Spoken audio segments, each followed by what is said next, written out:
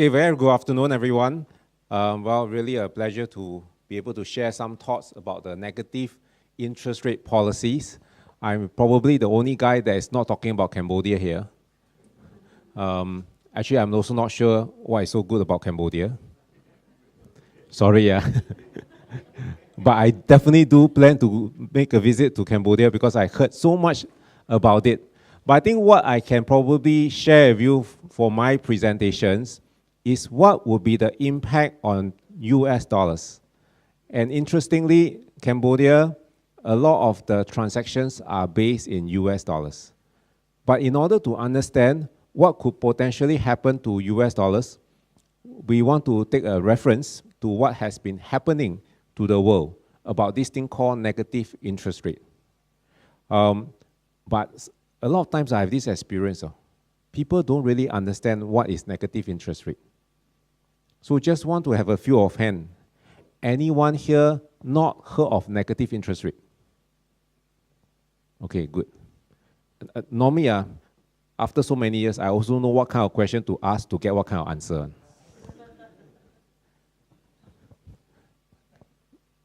Okay, but whatever it is, anything that I mentioned, if you cannot remember, please remember these slides. As you can see, we are a very full-page disclaimer here. Well, thanks for Ramesh introductions. Now, Sing Capital, the company I work for, we are MAS licensed financial advisors. So definitely we are very particular about what we present, and everyone have different profile, different needs. So over here, we are just trying to share with you from an education point of view to give you additional information so that you can make a better, well-informed decisions for your investment needs. Well, the fact that everyone is here, right, very likely is that you want to understand more about Cambodia markets, how is it like, and then is there any opportunities? And we always say, buy properties, if only we know. Last time we buy a semi-D, we buy a condominium in Singapore. And of course, fast forward today, you can see the appreciations. Okay, so very quickly, I get into this negative interest rate environment. Now, negative interest rate essentially means to say, you put money in the bank, you are supposed to pay the bank interest. Now, this is something very irrational because why? We have all been understood, right? We have all been brought up to know that when you put money in the bank are supposed to pay you interest. It's just a matter of how much they pay you. Actually, think about it. Singapore, although there's no negative, right? But not much difference there. Because you put money in the bank, you also don't get much. So, how about this thing called negative? All right, so it all started with these few reasons. There's a very, very severe global slowdown. And I'm sure you have heard from as far as Europe, China, Japan. US, well, it's very argumentative. Some people say they are doing fine. Some people say, no, there's still a long way to go. And some people say they are still struggling from the Lehman Brothers crisis. But by and large, we have witnessed the China effect.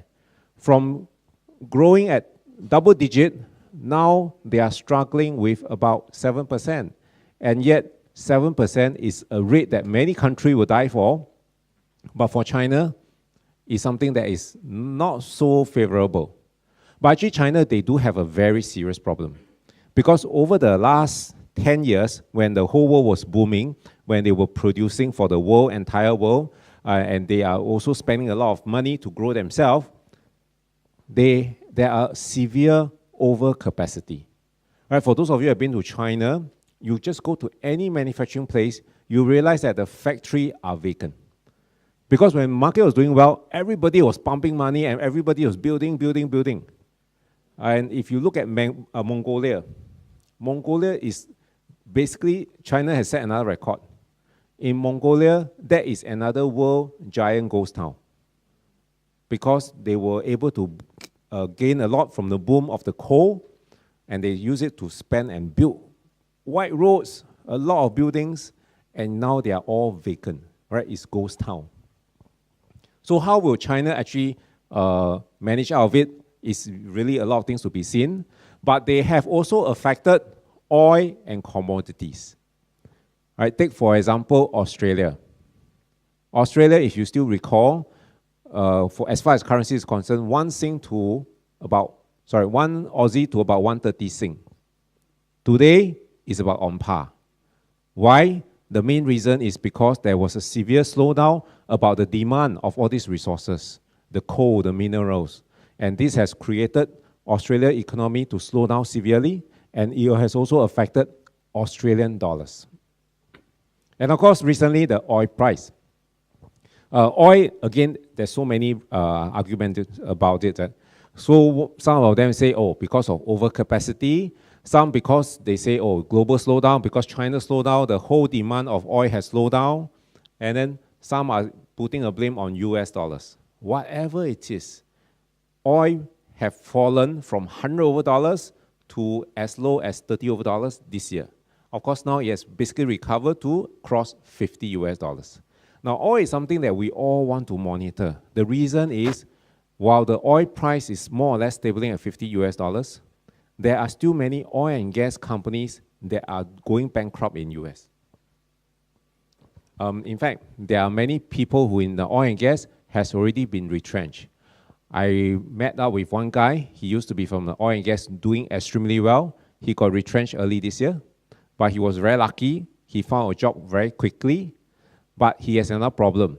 He told me, Alfred, the amount of income I'm earning now cannot even pay for my income tax installment. So can you imagine how serious that is? Now, again, if you imagine this group of people with a lot of property investments, and if they cannot find rental, how are they going to service their installments? Which is why you are seeing in certain segment of Singapore market, there are many people trying to force sell the property. You see that the auction sales are now doing very well.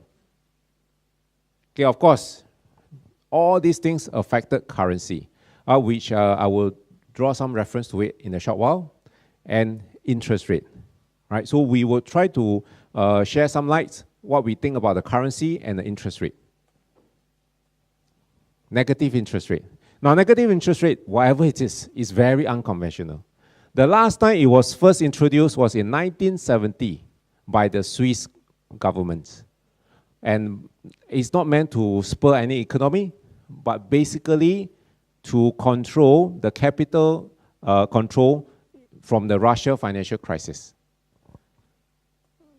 So ECB is the first one who started with the negative interest rate. And of course, last year, they further minus the rate. Okay, so how does all this negative interest rate works? Essentially, it works like this. Because it shows that the central banks in Europe, in Japan, are very desperate. Desperate for what? When they lower the interest rate, they find that I can't really boost the economy. Right? If you look at US, they seem to have done very well with that, but they can't. So they say, all right, since I lower the interest rate to near zero, still not much impact, I think I want to make the bank feel pain. In what sense? Now, because central banks require the banks to put margin or deposit with them, so for that level, they don't charge any negative interest rate. But anything beyond that, any banks that put money in the central bank is going to ask them, all these banks, you must pay me interest. So instead of paying you interest, you must pay me interest. Now, you just change around. You just ask yourself, if let's say you are now running all these banks, you put money in central bank, you need to pay central bank interest. What are you going to do? Because why? It will hurt your bottom line. And many of these banks are listed. So they have shareholders to answer to. So if you are not able to make money from this deposit, and yet you must pay money, it will affect your bottom line. What must you do? You have to think, how am I going to lend this money out? I have to make this money work harder for the bank. So by lending out. But come on, you think the bank don't understand this? You think central bank don't understand this? But the bank is trying to tell central banks, not that I don't want to lend out, but I lend to who? Right? Because global slowdown, what? If I lend to business cannot pay me, I worse. So sometimes I scratch your head, maybe I better pay you interest rate. But that is, of course, another set of problems. But immediately, what do you think the bank will do? Right? You just imagine, you are now running this bank, right, listed in Europe. So you have this problem. Central bank asks you to pay interest when you deposit more money with them. Then you are not sure who the money you're going to lend to, what kind of business. Where are you going to lend the money to? Actually, one very easy route for the banks to do, lend money to property. Which is why in Japan, if you are a Japan national, you can even borrow up to 100% to buy a property. And the interest rate is less than 1% per annum. But because Japan, they have gone through such a long period of deflation, now even at this kind of offering, right, they still don't dare to take. Okay, but of course, if we got time, we talk a bit on that. But so this is where all the European banks, right? So why we see beyond ECB? Because, example, Switzerland, they may be in the EU, but they are not using euro dollars. So they are using their own currency. So you can see that the negative interest rate is as high as minus 0.75%. And Japan, they have been maintaining near zero rate for the last 20 years. Now they say zero not enough, I minus some more. Okay, so this is the whole situations in the Europe and Japan. But it just signifies something desperate.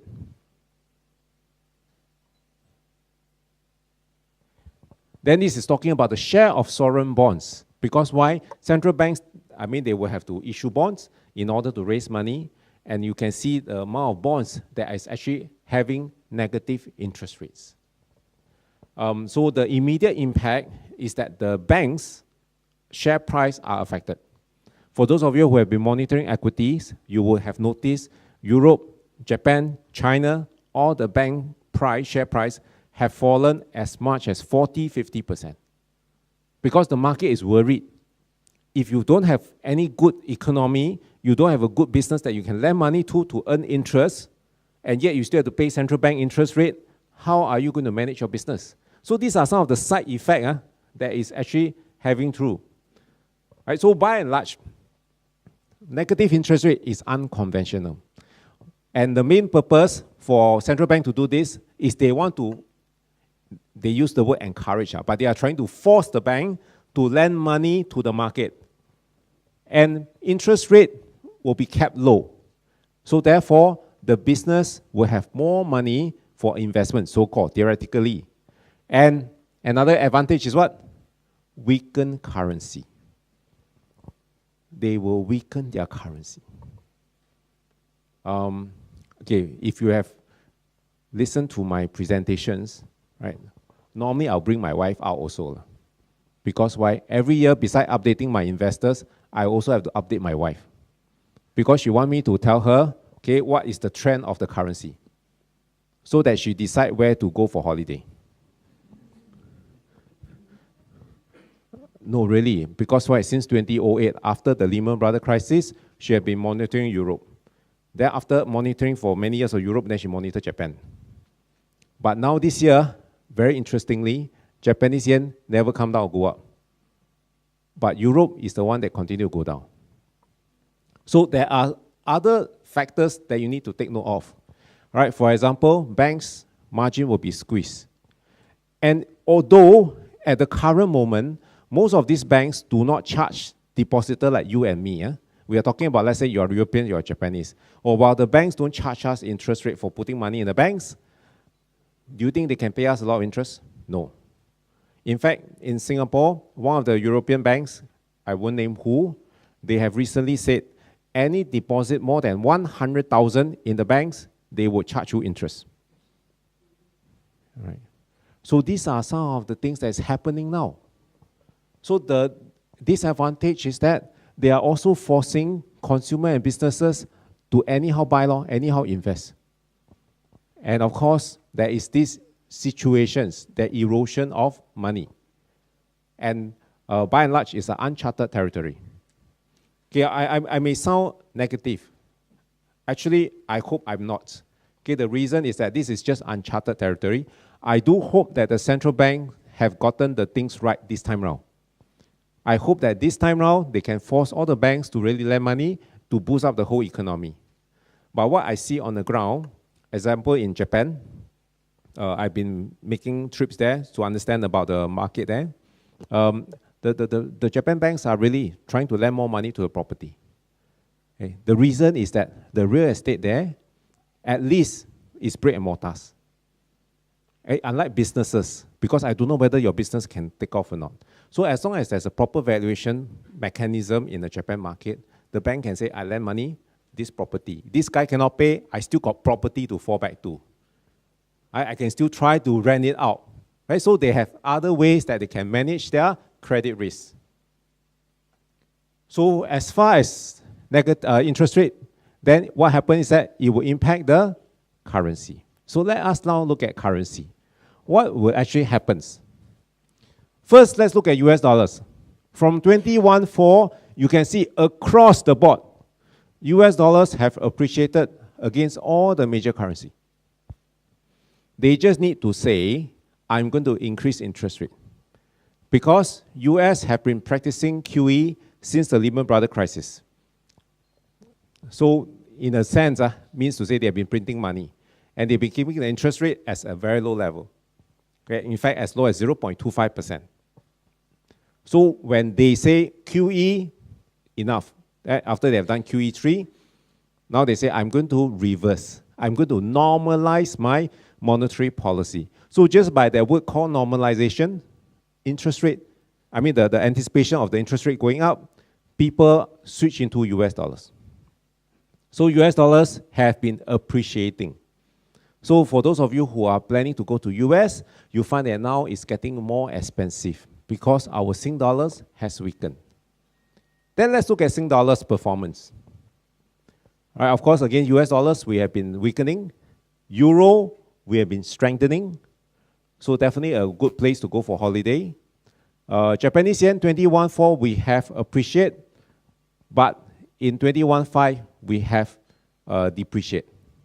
Now, Japan is actually another very difficult to understand situations. They are minus 0.1. But yet, their Japanese yen currency has been appreciating. Right, so this is a bit weird, right? But what has happening in the market is that because other than US dollars, Japanese yen is one of the most sought after haven for international investors. So they switch into Japanese yen. So therefore, the demand have caused the yen to actually appreciate. However, there is no economic fundamentals to that. Because when Japanese government is printing money, and yet they are putting the interest rate negative, so it's a matter of time that Japanese yen would have to reflect its true value by weakening. Aussie dollars, right, we have been strengthening, so another good place to go for holiday. And ringgit, no price for guessing. In fact, every time you see long queue forming at money changer, that's the time to change ringgit. But I think I've shared in Property Guru events before, do not discount the ringgit. Do not discount the Malaysia. The reason is that from a currency point of view, because of time constraint, I will just tell you one case. Singapore, last year, we celebrate our SG50. I think one of the things that all Singaporeans that we are very proud of is our Sing dollars has really strengthened, appreciated against all currencies. And this is where it allows us to really travel around the world, right, where we have a very good purchasing power over the rest. So when I did some comparison from 2001 to 2011, now for those of you who have not heard this, if you are to invest in Australia property, how much return you think you can actually get from investing in Australia property? It's okay, I never expect answer also. You just need to think in your heart, right, in your head. Okay, how much you think you'll be happy? 100%, 200%, 2001 to 2011, 10 years period. And not forgetting, Australia has heavy taxes. I can tell you, I mean, hindsight is always perfect eyesight. But based on our study, you would have easily made 700%. Why? In 2001, when you buy into Australia property, Sing dollar and Aussie dollars was 1-to-1. But during 10 years period, Australia properties has also been appreciating, right, at about close to 10% per annum. Plus, Aussie dollars appreciated against Sing dollars, one Aussie to about 130 Sing. Therefore, it contributes to 700% return. And out of this 700% return, about half of it will be tax-free. Why? Because as a Singaporean, you will have benefited from the currency appreciation. Okay, so will this happen to Cambodia properties from a currency point of view? Something for you to think about, because Cambodia properties are priced in US dollars. I show you another chart. Now, this one is talking about the history of US Federal Reserve rates. Okay, maybe a bit small for the behind. 1988 to 1989, Federal Reserve rate went to as high as 9.75%.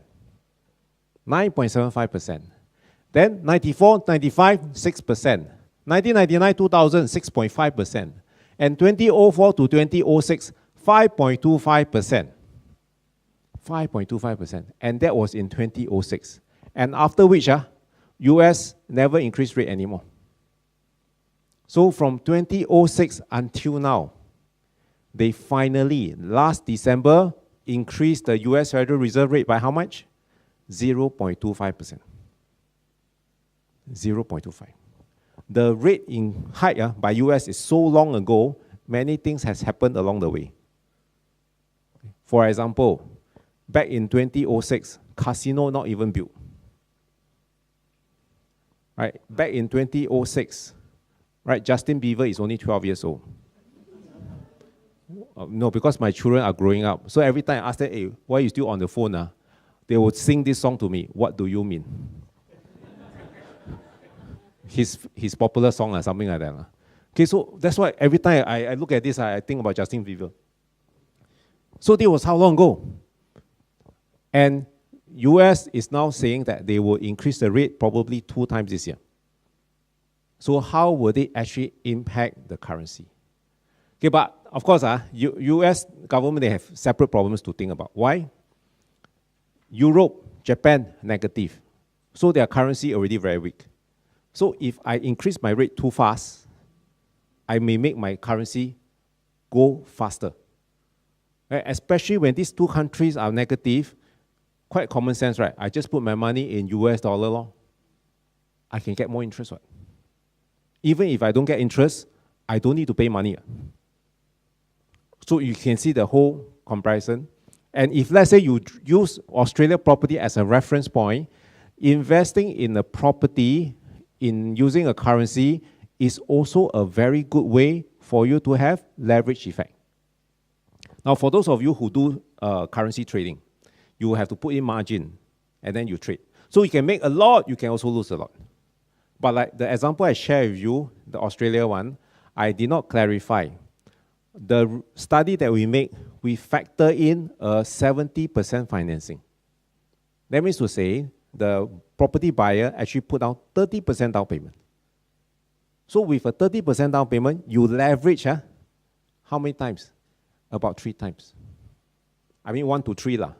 So that's why when the currency move up, you see you make a lot. But if let's say in between the currency volatile, unlikely the bank is going to ask you for top up. So if you have gotten in the right trend, you will have made a lot of money.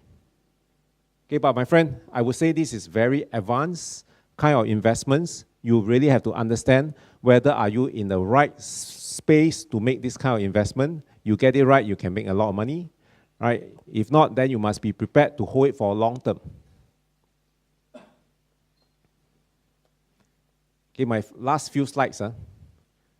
So again, drawing reference to what I just mentioned. Investing in overseas properties really require to understand whether you can take it financially. As I mentioned to you, if you have gotten the right trend like the Australia properties, you can make 700%. But if during that period of time, you bought into Malaysia properties, even though Malaysia properties has gone up, but the currency has actually devalued. So you'll find that you didn't make so much money also. So everything, there is a double-edged sword. Okay, there's two sides of the coins. So which is why in the onset, I already tell you, I share this as information so that hopefully it can help you to make a better informed decisions. Cambodia definitely is a rising economy. Right? It has a lot of potentials, but at the same time, there are also a lot of uncertainty. Something for you to think about, but this is where you can actually get huge returns if you get the risk right. Now, I want to share this. This is by MAS, Financial Stability Review. Every year, they will publish. And they will tell us where are the pocket of risk that MAS identify. So in Singapore markets, they actually identify the lower income household owners are in a higher risk. Because we are concerned, MAS is concerned about the rising interest rate. I already show you, US interest rate is going to increase. It's a matter of time. And if you look back on the average, the last 20 years, US Federal Reserve rates, average interest rate, about 4 to 5%. So at 0.5% to about 4 to 5%, long way up. There's a long way up. So they are concerned that people in Singapore are not able to manage their finances if the interest rate starts to go up. But again, like what I say, interest rate is not going to go up, wow, one shot, spike up. It doesn't really work that way. There will be this gradual space, but you need to really understand where's your risk. So for the Singapore investors, there's actually many things you can do. First, review your current property portfolio. For those of you who are multiple property owners, ask yourself, what interest rate package are you in? Then if, let's say, for those of you who can take on high leverage, that means financially you are okay, one of the things you can do is you can consider to take up loan in Singapore and then pay out full cash for your overseas properties. So these are some of those things you can also do, right, as a more advanced kind of investment process or decisions. But of course, during this half an hour, there's so much more I can tell you. Can I just interest you? I have a book outside there. So I share a lot of all these strategies inside. And today's special price. Normally, if you buy, I have two books now. One is called Grow Rich Singapore Style, where we talk about all these strategies, talk about all these things you should be concerned with. Then I have a new book called Last Wishes, talking about using trust to own properties, how you can actually understand about estate plannings, succession planning for your properties. So normally, outside, if you get it from the bookshop, for two books will be $50. Today, you can get it at $40 for two books. Okay. I know you're not too excited. I can offer you one more thing. If you like, I can give you a free autograph. Although some people say, Alfred, don't bother, you dirty my book only. Okay, but whatever it is, we'll be outside there, so you can check with me for any other things that you want. But finally, all right, so I just want to share with you is understand your finances. Definitely, there's a lot of opportunities here, right? Both overseas and Singapore. If you have noticed, Singapore market have been moving, no? You know, luxury property, example like the OE Twin Peaks, have been selling like hotcakes. Yeah, over there you're talking about properties $1.6 to $4 million. Right, in the last 2 months, they have sold, I think, easily more than 90 or 100 units. Then that's not the only project that's moving. There's many. And I'm sure you have heard Qingjian, one shot, get two big parcels of land. One at Shunfu, one is at Bukit Batok. So there's a lot of these things coming up. So which is where you want to understand where are all the opportunities. And I keep always remind everyone, right? Understand the risk also. Okay, so with that, really, thank you very much. I pass back to Ramesh.